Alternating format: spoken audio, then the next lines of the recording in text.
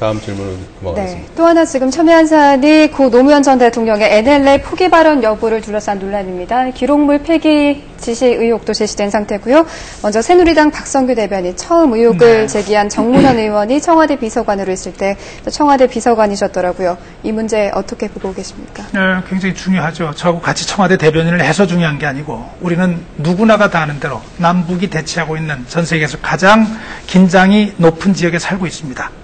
그리고 NLL을 중심으로 해서 이제까지 충돌이 적지 않았습니다.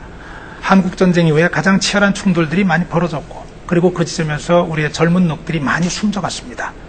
그렇기 때문에 언제 거기서 충돌이 일어날지 모르고 이제 며칠 있으면은 그 연평도 포격 사건이 있었던 날도 곧 다가오죠. 한순간의 평화가 전쟁의 공포로 변할 수 있는 지점이 바로 그 지점입니다. 그래서 NLL에 대한 지도자의 안보관은 무엇보다 중요합니다. 대한민국에서는. 다른 어떤 문제를 다 잘한다고 할지라도 안보관에 문제가 있다면 남북 대치하고 있는 대한민국에서는 굉장히 이것은 심각한 문제입니다. 그래서 이런 문제가 제기됐기 때문에 이 문제에 대해서는 정말로 대통령을 선택해야 되는 국민의 입장에서 사실관계를 알아야 된다는 겁니다. 알고 그 부분에 대해서 안보관의 분명한 판단을 가지고 선택할 수 있도록 하자는 의미고 그런 측면에서 저희들은 대화록을 공개해서 사실관계를 국민이 판단할 수 있도록 하자 이런 주장을 하고 있는 것이죠. 민주당의 입장도 뭐 들어보죠. 뭐 사실 저 문제될 게 없으면은 뭐 그 대화록 열람을 이제 뭐 추진하거나 뭐 국정조사를 받아들이면 되지 않느냐는 그런 지적도 있지 않습니까? 일단 그게 중요한 게 뭐냐면요. 예. 청와대에서는 자기들이 이번에 이제 임기를 시작할 때 들어가 보니까 이미 다 대통령 기록관으로 이관되고 그런 문건은 없더라. 이걸 확인을 했고요. 그리고 대통령 기록관에 넘어가 있다고 다들 모든 다른 분들은 얘기를 하고 계시고요. 정문원 의원은 뭘 보신 거죠? 청와대 들어가서 그럼 보신 것 같은데 뭘 보셨는지 잘 모르겠어요. 아마도 그것은 허위 문건이거나 가짜 대화록이거나 아니면 그냥 수준 낮은 정보지 짜집기한 정도로 보시고서 얘기하시는 것 같은데요. 의혹을 제기한 당사자가 그것이 무엇인지를 먼저 제출을 하셔야 됩니다. 아니 그렇지 않으면 아무나 이렇게 정치인이 내 정치 생명을 걸겠다라고 장담하고 의혹을 제기하면 그것과 관련해서 중요한 양국 국가 정상들 간의 대화록을 다 공개해야 됩니까? 우리 이명박 대통령 독도 지금은 때가 아니다. 아직 기다려달라. 아주 그냥 세간에 화제가 됐던 발언인데 그게 진짜로 있었는지 없었는지 대화를 한번 할까요? 제가 정치 생명을 걸 테니까. 중요한 건 이런 말도 되지 않는 허위 사실을 가지고 대선 국면에서 뭔가 이득을 보려고 하는 색깔론, 신색깔론, 신북풍장사 이런 것들에 대해서 국민이 용납하지 않는다는 겁니다. 우리 정문원 의원이 정치 생명을 걸기 이전에 자기가 그냥 본 거를 공개하시면 돼요. 뭐 어려울 것도 아닙니다. 괜히 그 헌법 개정에 준하는 국회의원 3분의 2 동의 얻어가면서 복잡하게 하실 거 없이 본인이 본 것이 무엇인지를 정확하게 공개하시면 되고 그것 다음에 열람할지 말지에 대해서 판단해야 된다고 봅니다. 대단히 무책임한 태도를 지금 새누리당과 정문원은 보여주고 계세요. 네. 예, 우선 제 국민 여러분께 정말로 시청자 여러분께 미안하고 민망합니다. 이런 문제 가지고 대통령 선거가 정책과 비전을 가지고 대한민국의 미래를 그려가야 하는데 이 문제 이렇게 오래 매달려 있다고 하는 부분에 대해서 굉장히 미안하고 민망합니다. 이런 문제가 제기된 것은 참 창피해요. 그러나 이 문제는 해결 방법이 간단합니다. 이미 그렇죠. 국정원이 공개하시면 되는 거예요.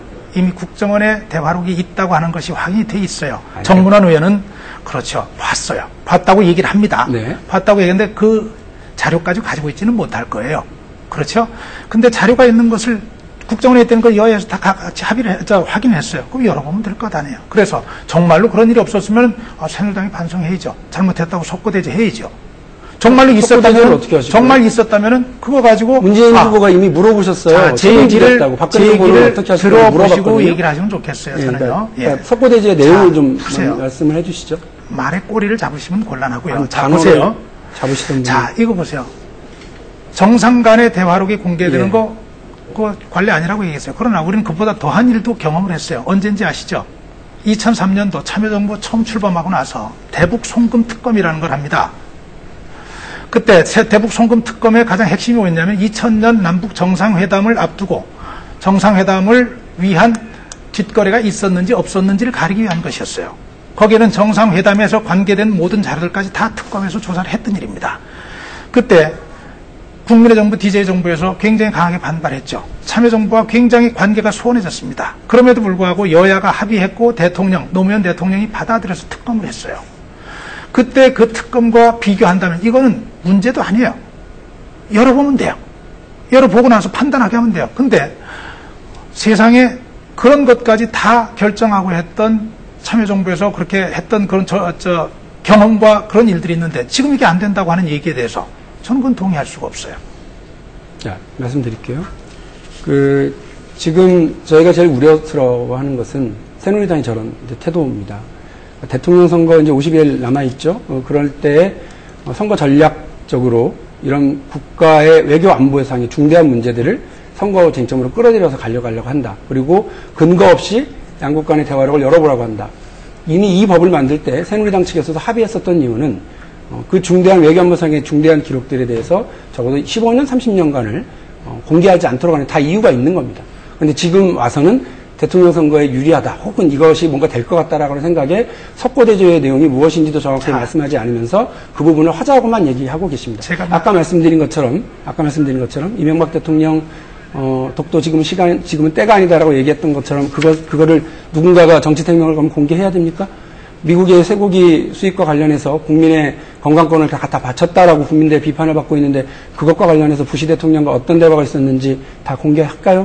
그것이 대한민국의 미래를 위해서 맞습니까? 옳다고 필요하다고 얘기하시면 그리고 아까 말씀하신 것처럼 다른 얘기를 하지 마시고 여야가 합의했기 때문에 특검이 가능했던 겁니다. 그렇죠. 지금은 여당이 근거가 불분명한 허위사실을 바탕으로 해서 의혹을 제기하고 있습니다. 저희가 문제를 더 삼고자 하는 것은 그렇게 안보를 중요시하시는 이명박 정부가 천안함으로 바다가 뚫리고 연평도 포격으로 육지가 뚫리고 이제는 철책선 돌파를 통해서 내무반이 뚫렸습니다. 최악의 안보 무능 정권이 이전에 NLL을 사수하고 그리고 그 선을 지키기 위해서 모든 노력을 다했던 민주정부 10년에 대해서 뭔가 문제가 있는 것처럼 거는 것이 선거용 정쟁입니다. 짧게 답할 기회를 주실까요? 짧게 답하겠습니다. 예. 자, 또 이명박 정부까지 끌고 들어가시는군요.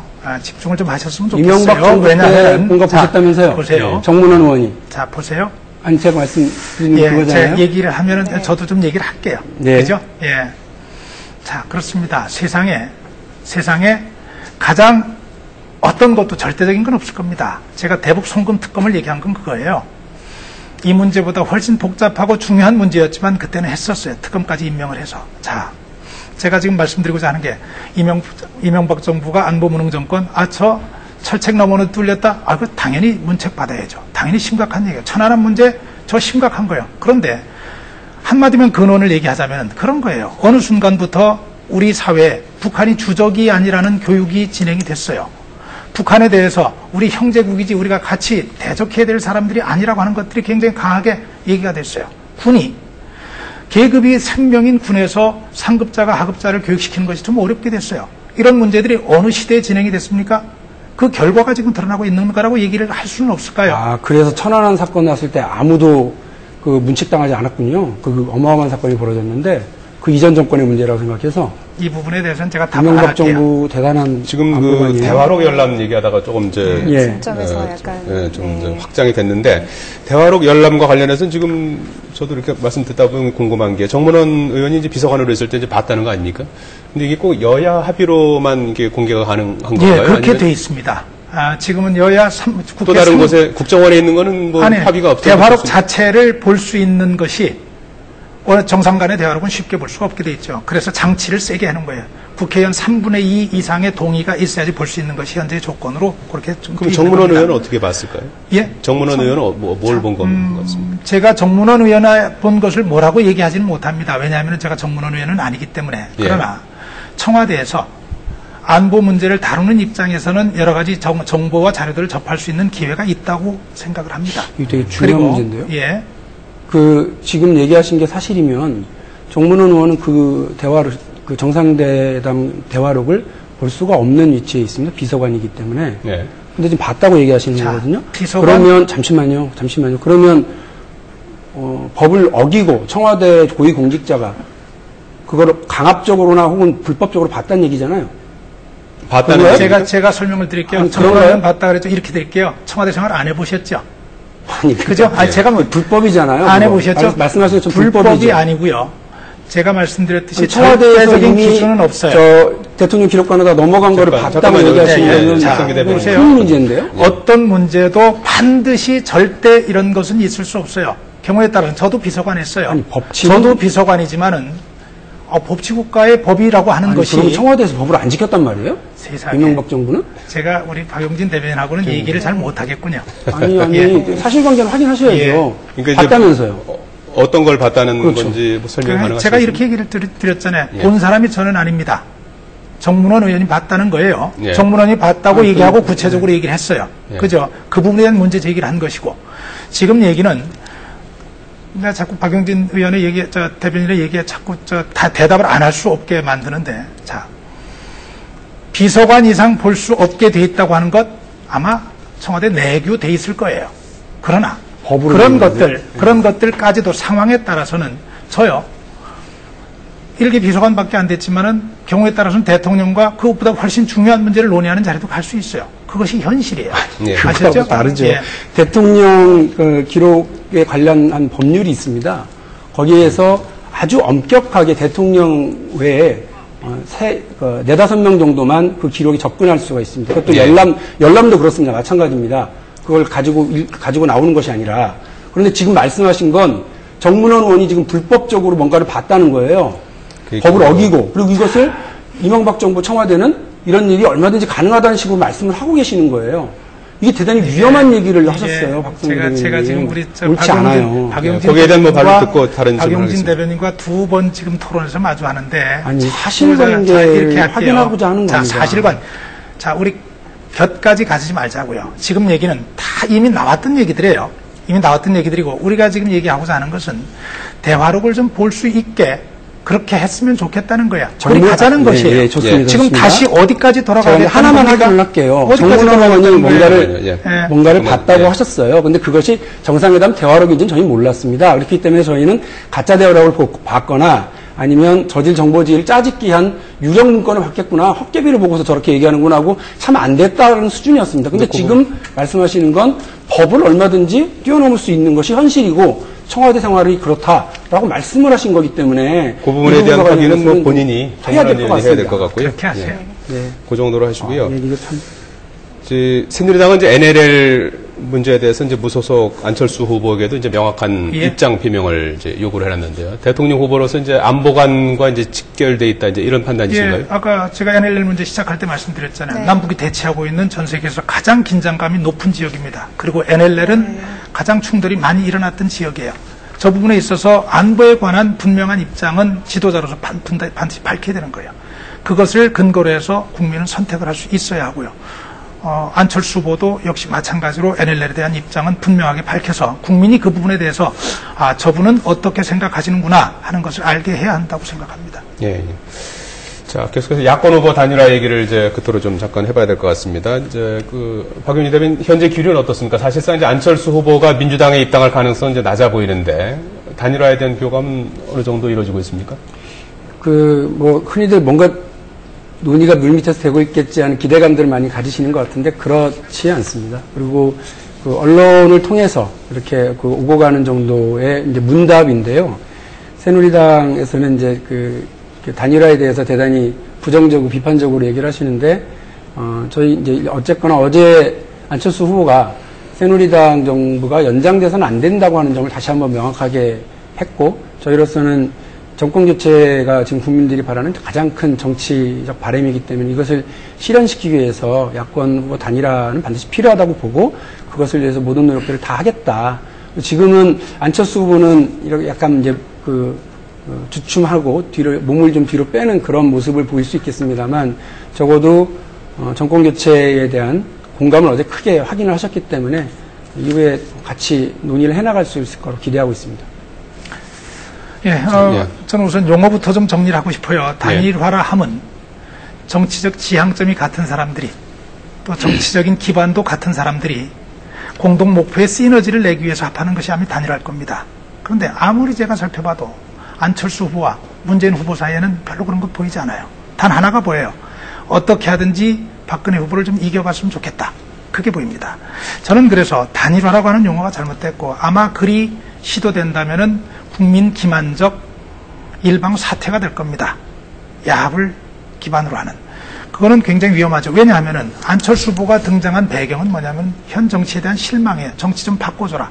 그리고 정치를 바꾸어 달라는 국민의 강한 기대가 안철수 후보의 존재 이유이면서 지금까지 강세를 이어가고 있는 그런 상황입니다.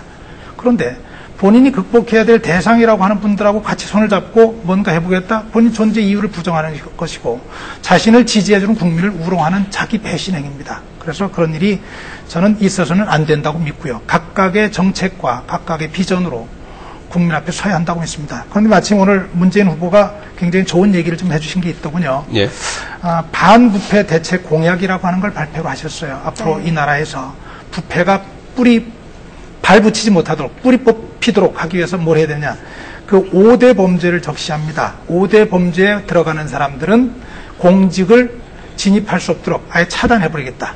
그 5대 범죄 속에 부동산 투기가 들어가고 세금 탈루가 들어가고 위장 전입이 들어가고 병역 비리가 들어가고 논문 표절이 들어갑니다. 우리가 안철수 후보에 대해서 제기했던 여러 가지 의혹들이 같이 포함되어 있어요. 문재인 후보가 이 본인의 공약만 제대로 실천한다고 하면은 단일화는 걱정 안 해도 될 것 같아요. 네. 뭐 5대 범죄 얘기하셨으니까 주로 이명박 정부에서 추천한 인사들이 인사청문회에 걸려서 들었던 게 다 이거죠. 그래서 뭐 그거를 언급하시는 건 별로 적절치 않으신 것 같고요. 야합이라고 표현하셨는데 야합의 뭐 대명사가 새누리당의 법적 정통성을 잇고 있는 3당 야합 아닙니까? 민자당 창당의 뭐 그 화려함을 그때 보여줬죠. 지역구도 정치 고착화를 이뤄냈고요. 오늘 또 뭐 선진당하고 합당하실 것 같은 이제 얘기가 나왔어요. 새누리당이 얘기하는 정치 쇄신이 선진당과의 합당이냐, 그리고 박근혜 후보가 얘기하신 대한민국의 미래가 이인재 의원과 함께하는 거냐, 이제 이거는 좀 이제 두고 봐야 되겠습니다. 말씀하신 것처럼 이제 하나가 공감대가 있는 것 같다. 다른 건 몰라도 정권 교체는 공감대가 있는 것 같다. 대단히 큰 공감대인 겁니다. 이명박 정부가 지난 4년 반 동안 보여준 것들에 대해서 지긋지긋한 거죠. 아까 말씀드린 것처럼 안보는 좀 잘할 줄 알았더니 최악의 무능을 보여줬고, 경제는 좀 잘할 줄 알았더니 양극화를 끝간데 없이 보여주고 있는 겁니다. 이렇기 때문에 이명박 정부보다 더 할 것 같은, 측근 비리 하면 이명박 정부 아닙니까? 근데 정권도 잡기 전에 벌써 측근 비리가 그냥 포도활송이 달린 것처럼 주렁주렁 하지 않습니까?